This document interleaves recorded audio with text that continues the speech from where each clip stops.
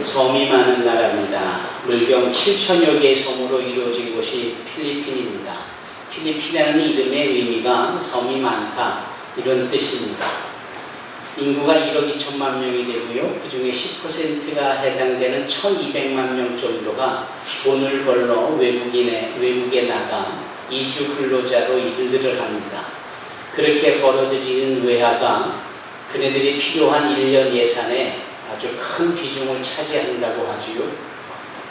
낙천적이고 긍정적이며 또한 삶의 만족도가 경제와 상관없이 좋은 쪽에 속해 있는 나라가 바로 필리핀입니다. 아시다시피 필리핀은 아시아에서 두 번째로 잘 살던 나라입니다. 우리나라가 그렇게 어렵고 힘들 때, 심지어 전쟁도 일어날 때에 파견도 했고 도와주었고 경부고속도로를 까는데 기술력도 제공했고 저 강원도 춘천에 있는 소양댐을 만드는 때도 그들의 기술이 크게 기여를 했습니다. 참 우수한 사람들입니다. 그런데 너무나도 오랫동안 캐톨릭의 영향에 있다 보니까 이 사람들이 정의를, 공의를 선포하거나 그 일을 행하려는 일에 대단히 미진합니다. 죄악인 줄 알면서도 정해진 캐톨릭의 법에 문화와 정서가 담겨져 있다 보니까 그 잘못을 저지르고 말고 또 그 잘못된 삶을 변화시키려 시도조차 하지 않고 이것이 오랫동안 있다 보니까 여러분 영적으로 타락하면 육적으로도 물질적으로도 힘들어집니다.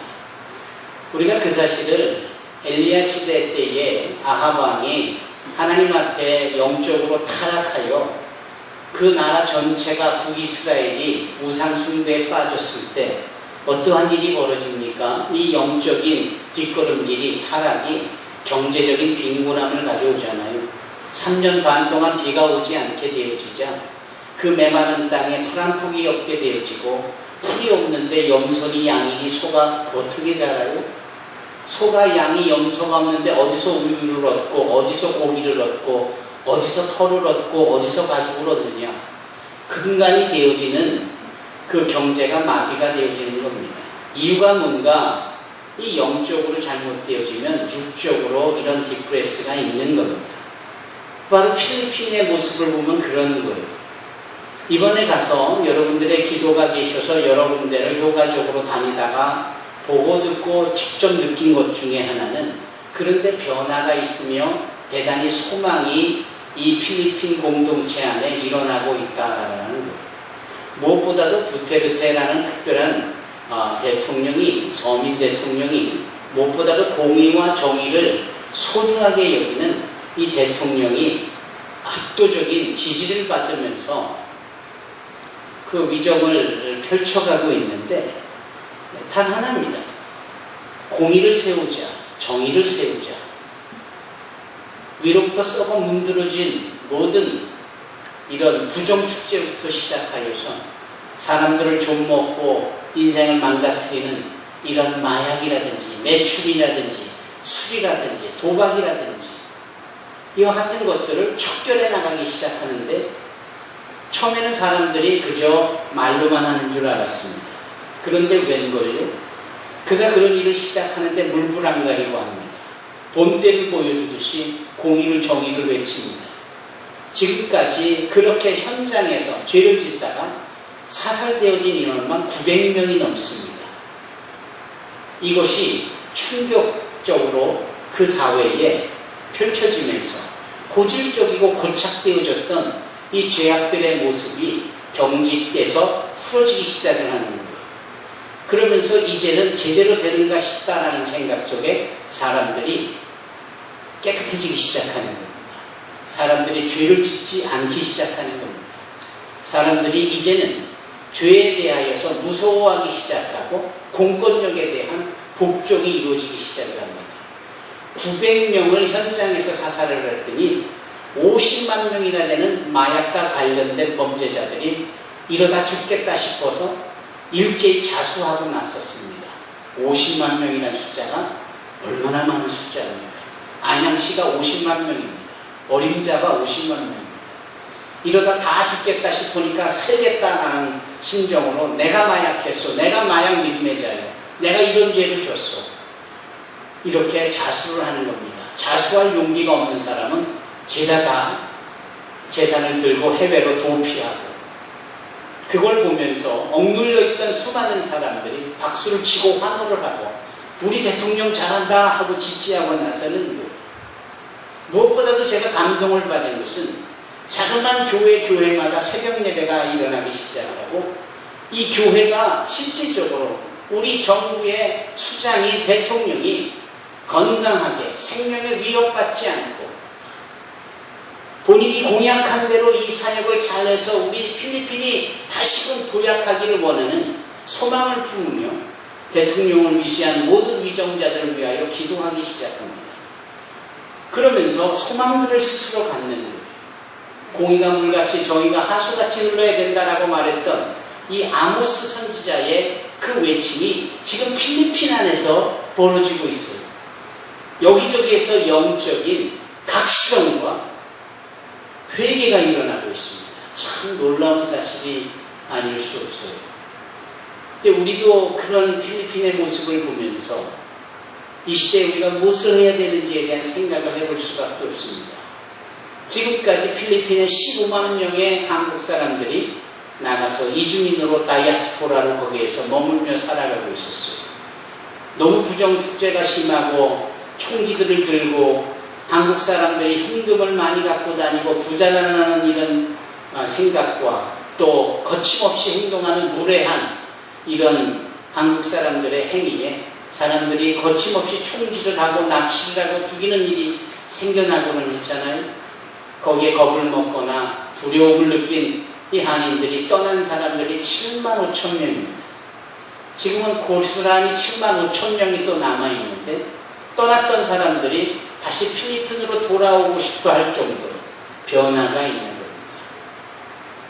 그곳에 우리 위디 선교회에 역파송되어진 선교사들이 풀뿌리처럼 생명력을 유지하고 화려하게 크게 뭔가 한다라는 것보다는 그 안에서 어떤 존재도 있으며 주변에 영향력을 끼쳐간다는 사실이 우리를 감동케 하고 우리를 수견케 합니다.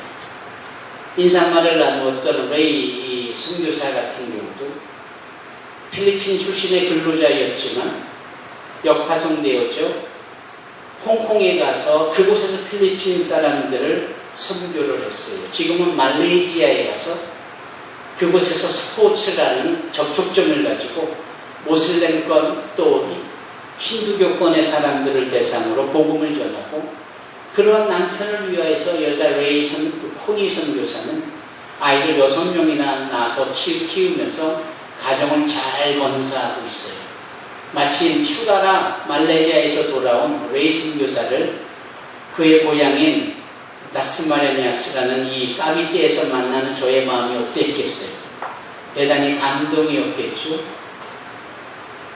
꽤나 큼지막한 체육관도 운영하고 또 차를 뽑은 지 얼마 안 되는 듯 새 차를 몰고 활짝 웃는 그들의 모습 속에서 영적으로 바로 서는 자에게 하나님이 은혜, 견인을 이루시며 복을 주시는 모습을 보면서 얼마나 감사한지 몰랐습니다. 우리 예하부 학생들도 갔었던 안티폴로의 하나 선교사 때에는 그분이 한국의 디아스포라로 왔고 또 독일 디아스포라와 결혼을 해서 그곳에서 머무는데 한국 선교사 아무개가 그곳에서 사역을 하는 그 교회에 출석하고 직간접적으로 그 교회의 사역을 돕고 있습니다.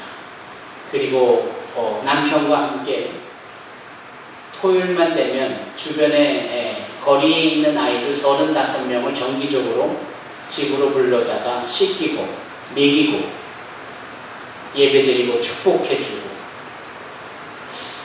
그 모습을 보면서 하나님은 계시지 않다라고 당당하게 말했던 이 독일인 클라우스라는 분이 예수를 믿기 시작합니다. 그리고 이번에 가서 보니까 완전한 예수쟁이가 됐어요. 다소 필리핀에 부정적인 생각을 가졌던 그분이 필리핀을 축복하기 시작했고 필리핀 사람들을 좋아하기 시작한 모습을 보면서 이게 다 어디서 나올까? 아나다쿠마라는 한 근로자 출신의 필리핀으로 역파송된 선교사의 잠잠에 있는 곳에서 묵묵히 빛과 소금의 역할을 감당함 속에 이런 변화가 생기는 거구나. 얼마나 멋집니까? 저는 이번에 가서 여러 가지 일들을 행하는 중에 하나가 무엇이었느냐면 우리 그 국제 디아스포라에 관련된 일들을 해나가면서 이제 30대, 40대 젊은 층에 있는 사역자들을 발굴해서 이 사역을 잘 할 수 있도록 임명하고 축복해주고 관련된 학교나 교계에 그 사회에 이와 같은 일이 있음을 선포하는 일을 하는 것입니다. 이제 그런 일을 행하고자 하는 일이 주된 목적이었는데 가서 보니까 여기저기에 너무 많은 분들이 계시면서 우리를 알고 돕고 섬기려고 해서 얼마나 감사한지 몰라요. 그 중에 한 분이 우리 19주년 때에 오셔서 말씀을 증거해 주신 하박국 2장 1절로 9절까지의 말씀을 학계 말씀을 증거해 주신 정기환 목사님이십니다. 그분은 필리핀의 모든 교계가 인정하고 좋아하는 한국인들의 모델이 되는 좋은 교회, 새생명교회에서 10년 이상을 단임 목사를 했던 분이에요. 10년을 하시고 나서는 당신이 이제는 이곳에서의 목회가 이렇게 성장했고 이제 이 시간을 넘어가 버리면 내가 안주할 수 있을까봐 스스로 그 단임 목사직을 내려놓고 이제 선교 사역에 몰두를 하기 시작합니다. 우리 교회에서 부목사로 있었던 최원준 목사도 바로 그 목사님 밑에서 일했던 분이었습니다. 그렇게 선교 사역을 하면서 CBNC라고 소위 마닐라 캐션시티 그 주변에 있는 한국 기업인들, 실업인들, 비즈니스맨들을 격려해서 일주일에 한 번씩 모여서 식사도 나누고 서로 정보를 교환하는 그 자리에 예배와 성경 공부를 도입하여서 지금도 계속 일주일에 한 번씩 그 사역을 5년 이상을 하고 계십니다. 무엇보다도 그분이 하는 의미 있는 사역 중에 하나는 방송 선교입니다. 미디어 선교예요. 그저 조그만 마이크 하나 가지고 자신의 묵상한 큐티의 내용을 기록하고 그걸 SNS로 보내다가 이제는 점점 발전하여서 그걸 단파로 송출을 해가지고 1200만 명의 필리핀 사람들의 전 세계에 흩어진 그들에게 복음을 전하고 있어요. 필리핀 언어로, 영어로, 또는 미얀마어로, 타이어로. 대단하지 않습니까? 한국 선교사가 현지에 나가 목회를 성공적으로 하고 그곳에서 가치를 모른 채 있는 사람들에게 예배의 공동체를 만들고 심지어는 자기네 사람들조차도 자기네 사람들에게 어떻게 해보지 못하고 있는 상황에 자기가 효과적인 사역을 방송을 통하여 행하고 계시다. 이게 보통 의미 있는 일이 아니잖아요. 더더군다나 우리와 형제처럼 지내고 있기에 저희 부부가 그곳에 도착했을 때 얼마나 반갑게 맞이해주고 섬겨주시든지. 그런데 제가 이런 질문을 했습니다. 목사님은 지금 이 시점에 있어서 가장 큰 기도 제목은 무엇입니까? 그랬더니 이러한 사역들이 조금 더 현지 사람들의 참여와 또 인식을 통하여 더 많은 현지인들의 확장이 있었으면 좋겠다. 라는 것이 기도 제목이신 거예요. 제가 그래서 말씀드렸죠. 그렇다면 현지의 리더십들을 만나보시는 것이 어떻습니까? 그거보다 더 좋을 수는 없지만 제가 어떻게 그런 리더십들을 교계의 지도자들을 일일이 만날 수 있나요? 그보다 더 좋을 수는 없지만 그런 기회가 찾기 쉽지 않죠. 라고 말씀을 하시더군요. 저는 작은 자입니다. 여러분들에게는 사랑받는 단임 목사이지만 저 자신이 저 자신을 점수를 주거나 저에 대한 평가를 해보면 저는 정말 아무것도 아닌 자예요. 그런데 하나님께서 은혜를 주시고 복을 주셔서 로장과 같은 WEA와 같은 이런 여러 공신력 있는 단체와 이주민에 관련돼서 사역을 하다 보니까 대부분의 관련된 분들이 다 나름대로 수장급들의 지도자들이고 학계의 지도자들이고 그렇더라고요. 마침 이 두 명의 젊은 카탈리스트를 세우는 일을 행할 때도 대부분 모여져서 함께 축복하고 안수하고자 초청되어진 사람들이 필리핀에 내노라 하는 리더들인 거예요. 옳다구나. 그렇다면 이 자리에 정규한 목사님을 제가 초청을 해서 그 자리에서 인사시켜드리고 이런 사역을 나누게 하면 되지 않는가? 좋잖아요. 그래서 그렇게 했습니다. 다 모여진 자리에 제가 정규한 목사님을 모셔다가 Attention, please. 제 말씀 좀 들어봐 주세요. 라면서 정규한 목사님을 소개했어요. 이분들은 여러분들이 그렇게 후하게 평가하고 좋게 여기는 새생명교회의 담임 목사로서 10년 이상의 사역을 하셨던 분입니다. 문제가 있어서 그만두신 것이 아니라 당신 스스로가 안주하는 것이 염려가 되어져서 사임을 하고 이제는 CBMS라는 사역을 하고 KCN이라는 방송 사역을 통하여 흩어진 여러분들의 선원들, 여러분들의 이주 근로자들을 대상으로 이런 방송 사역을 하시는데 교계 지도자이든 여러분들께서 이분의 행하시는 사역을 인정하시고 이분과 함께 해주시면 좋겠다. 제가 이렇게 더도 덜도 아니고 이렇게 소개를 했어요.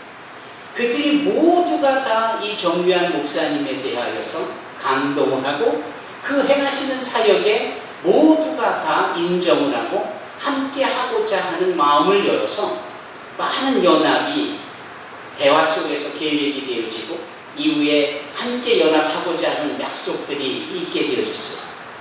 감사하잖아요. 오늘 본문의 말씀, 사도 바울이 마리아라는 여인을 사람들에게 소개하는 내용이 바로 제가 며칠 전 필리핀에서 정규한 목사를 그곳 지도자들에게 소개하는 내용과 동일한 내용입니다.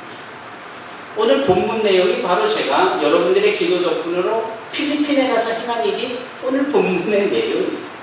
보실까요? 16장 6절에 뭐라 합니까? 너희를 위하여 많이 수고한 마리아에게 문안하라. 이 한 절 속에는 여러 가지 내용이 담겨져 있습니다. 너희를 위하여 많이 수고한 마리아에게 문안하라. 여러분, 가장 흔해 빠진 여자 이름이 마리아예요. 그 당시에 가장 흔해 빠진 남자의 이름이 요셉이에요. 우리와 같은 철수, 영희와 같은 컨셉이 요셉 또는 마리아예요. 여기 등장하는 마리아가 예수님의 어머니 마리아인지, 막달라 출신의 마리아인지, 마르다의 언니인 마리아인지를 아무도 몰라요.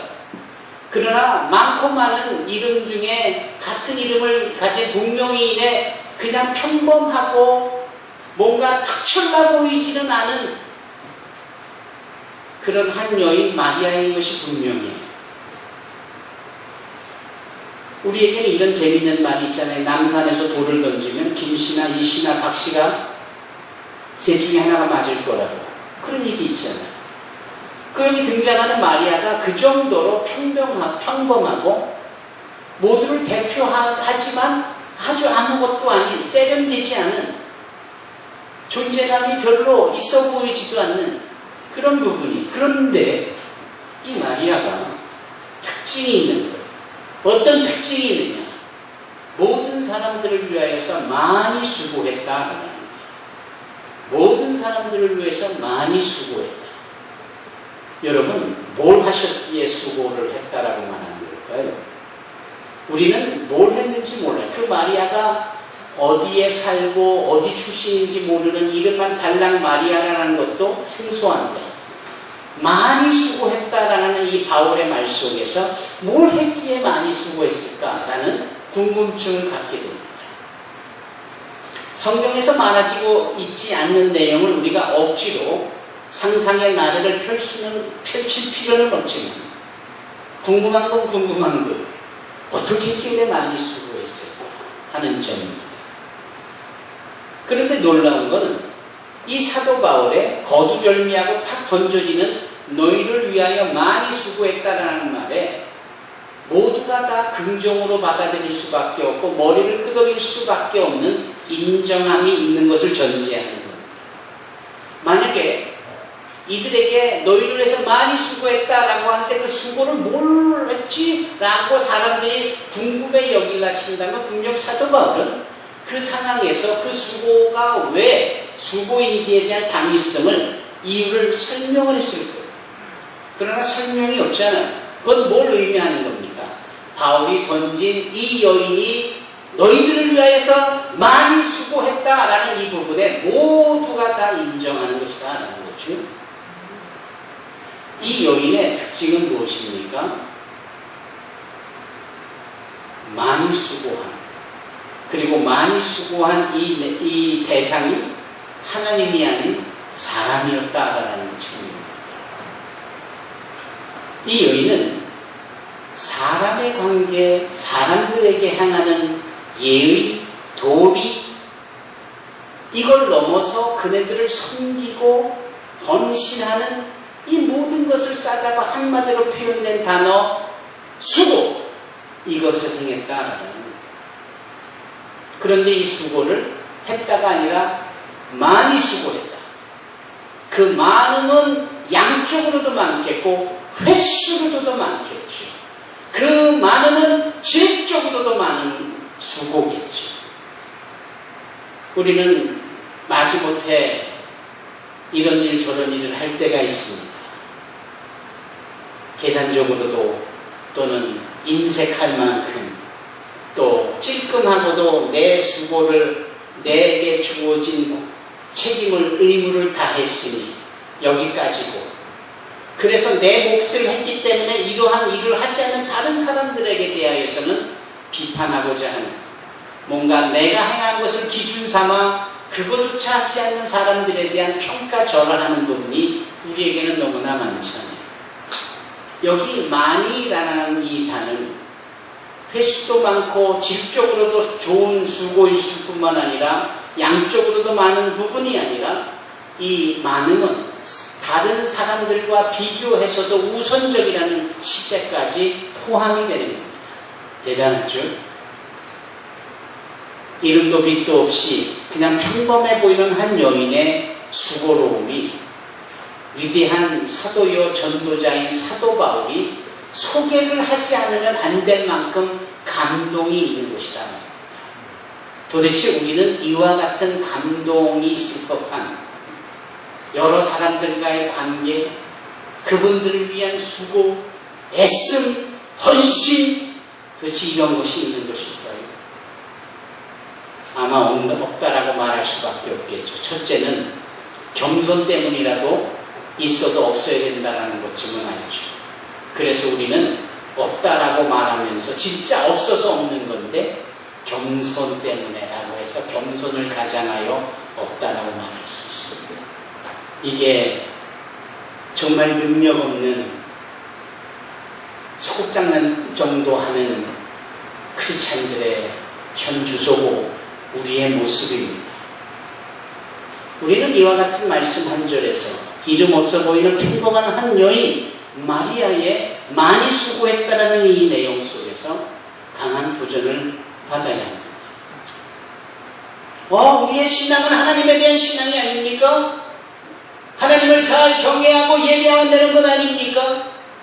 그건 너무나 당연한 거죠. 하지만 당연한 것만큼이나 균형 잡혀 그 당연한 수직적인 관계만큼이나 수평적으로 사람들에게도 잘해야 되고 예의와 도리를 다하며 인정을 받아야 되는 것입니다.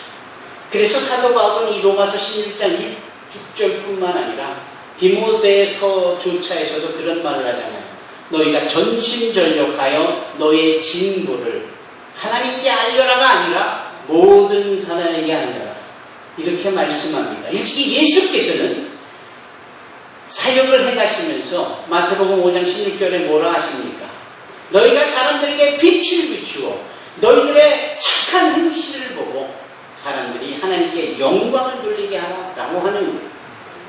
말씀을 전하고 예수 그리스도를 믿고 따르는 사람들의 삶이 이래야 된다라고 하는 그런 논리만 얘기할 것이 아니라 실체적으로 보여줌으로 사람들이 그것을 보고 하나님께 영광을 돌려야 된다는 것이 예수께서 우리에게 어떻게 크리스천으로 살아야 되는지에 대한 구체적인 방법이었어요. 사도행전 11장의 그 유명한 안디옥 교회의 등장이 그거 아닙니까? 찾아온 나그네 된 자들, 이주민, 어려운 자들을 향하여 동일한 입장에서 섬기고 복음을 자기네들에게만 전하다가 그네들에게도 전하게 되어질 때 믿지 않는 사람들이 어허 저 사람들은 정말 그리스도를 본받은 사람들일세, 그리스도를 본받은 크리스티아노스, 크리스찬, 성도, 예수 믿는 사람들이구나, 믿지 않는 사람들이 그렇게 인정하기 시작했다라는 겁니다. 여러분, 우리끼리는 교회 안에서는 성경이 말하는 방법론적인 부분에 있어서는 예배라는 것을 통하여 얼마든지 익숙해진 그런 퍼포먼스에 단련된 모습으로 그런 것을 쉽게 내어 보이는 우리지만 내 주변에 있는 사람들에게, 나와 관계되어 있는 사람들에게 과연 얼마나 많이 수고하고 있는지 내 자신을 도전하고 내 자신을 비춰볼 필요가 있습니다. 여기 이름 없는, 여기서 이름 마리아는 있지만 그의 존재가 너무나도 평범하고 보편적이고 뭐 특별한 게 별로 없어 보이는, 그런데 삶 자체가 특별해요. 사람들, 너희들을 위하여 많이 수고했다. 저와 여러분들이 이렇게 많이 수고했으면 좋겠습니다.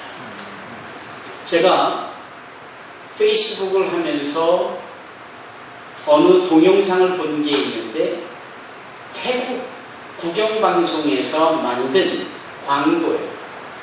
아시다시피 태국은 불교 국가입니다. 그 불교 국가에서 내어 보여주는 공영방송 또는 공익 광고의 수준이 성경을 능가할 정도입니다.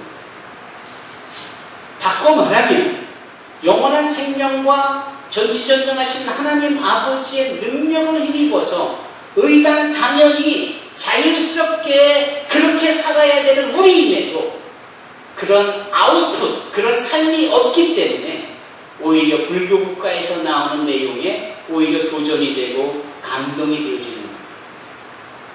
제가 말씀을 마치기 전 이 비디오 영상을 잠깐 보셨으면 좋겠습니다. 러닝 타임이 3분이에요.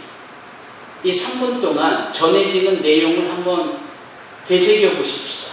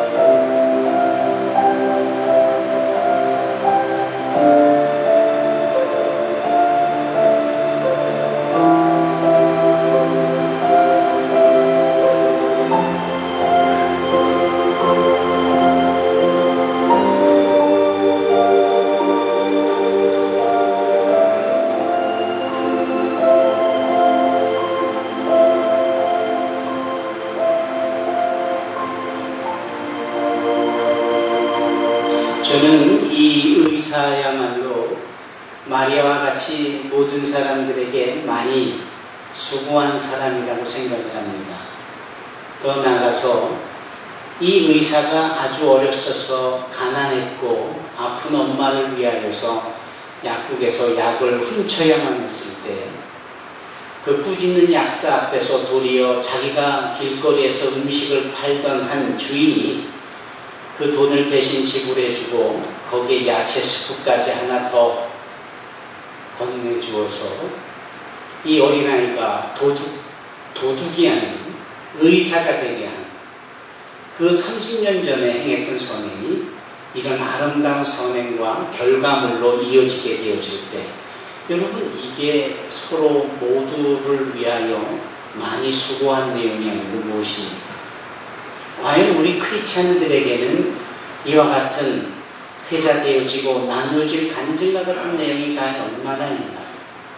오히려 불교 국가에서 자연스럽게 등장하는 서로에게 베풀고 서로에게 수고하는 이 내용이 그렇게 감동이고 감동을 넘어 충격은 그만큼 우리가 부족함이 있고 이런 부분에 대해서 연약하기 때문입니다. 여기 사도 바울은 한 여인 마리아의 어떠한 일을 얼마만큼 얼마 동안 했는지는 알 수 없지만 많이 수고한 여인입니다. 너희가 저희를 문안하라고 말합니다. 문안은 인정이요, 수용이요, 환대요, 섬김이요, 접대요, 존귀하게 여기는 것이 문안입니다. 우리가 주 예수 그리스도의 그 십자가의 사랑과 은혜를 받은 자로서 이렇게 사람들을 향하여 많이 수고할 수 있는 크리스찬들이 되어야 합니다.